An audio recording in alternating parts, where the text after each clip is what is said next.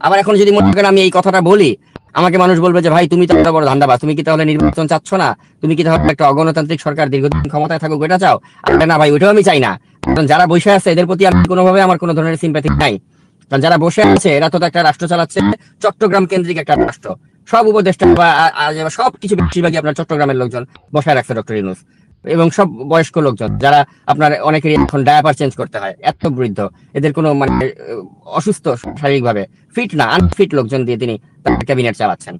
তো এখন এই হচ্ছে বাস্তবতা, যে যারা ক্ষমতায় বসে আছে তারা আমাদেরকে ফ্রাস্ট্রেটেড করেছে। এট দ্য সেম টাইম যারা ক্ষমতায় আসবে আগামীতে, ধরুন বিএনপি বা জামায়াত, এরা অলরেডি ফ্রাস্ট্রেটেড করে ফেলেছে আমাদেরকে। তাহলে আমাদের জাতির মুক্তির পথটা কি? আমি আসলে আই ডোন্ট নো। মানে আমি খুবই হতাশ, আমি খুবই হতাশ। আমি আপনাকে বলতে পারি আমিও খুব ফ্রাস্ট্রেটেড, আমিও খুব মানে কি বলবো, আমি খুব আশাবাদী মানুষ, আপনি নিজেও জানেন। এই ইউনূস সাহেবের সাক্ষাৎকার আমাদের আমাদের ইয়ের সাথে, নিউ এজ সম্পাদকের সাথে আমাকে হতাশ করেছে। এখন ইউনূস সাহেব বলছে আমি হাতড়াচ্ছি, উনি পরিষ্কার বলছেন আমি হাতড়াচ্ছি। উনি কি হাতড়াচ্ছেন, কেন হাতড়াচ্ছেন? 5 মাসে উনি হাতড়াচ্ছেন। ছেড়ে দেন, পদত্যাগ করেন, চলে যান, গ্রামীণ ব্যাংক দেখেন। হাতড়াবেন আপনি এখন? কি জন্য হাতড়াবেন আপনি এখন? উনি উনি খুঁজতেছে কিভাবে দেশ শাসন করা যায়। উনি হাতড়াচ্ছেন, 5 মাস 6 মাস যাচ্ছে উনি হাতড়াচ্ছেন। ফাজলামি করেন। সব অপদার্থগুলোকে বানিয়েছেন উপদেষ্টা, তা আপনাকে হাতড়ানো ছাড়া আপনাকে কি করতে হবে? সব উপদেষ্টা হচ্ছে অপদার্থ।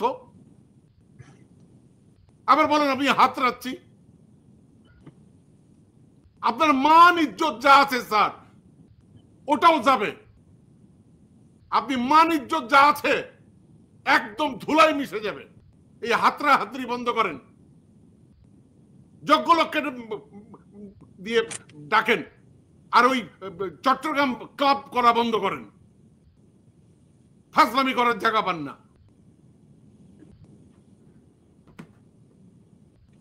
আচ্ছা, আমাদের হাতে সময় নেই, আমরা আজকের মতো বিদায় নিতে হবে। অনেক ধন্যবাদ সাকিব আপনাকে, ভালো থাকবেন। মানে সত্যি ভালো থাকবেন। আমরা অবাক, মানে আমরা এই যে সাকিব, এই কথাগুলো কেন বলছি? এই আন্দোলনে যারা জীবন দিয়েছে এদের সকলের জীবন ম্লান করে দিচ্ছে এরা। এই অপদার্থগুলো ম্লান করে দিচ্ছে, এদের রক্তের উপরে দাঁড়িয়ে ওরা তামাশা করছে।